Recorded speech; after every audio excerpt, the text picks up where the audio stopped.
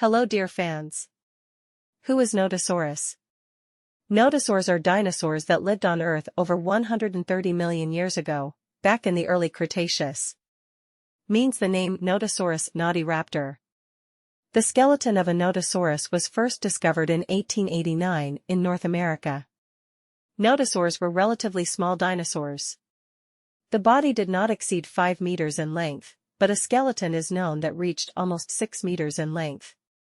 The weight of adults then ranged from 3 tons to 3.5.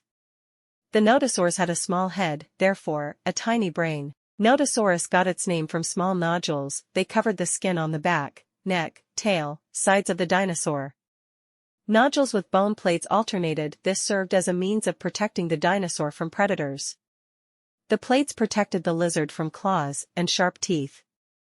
The nodules that separated the adjacent plates allowed the Nodosaurus to move freely.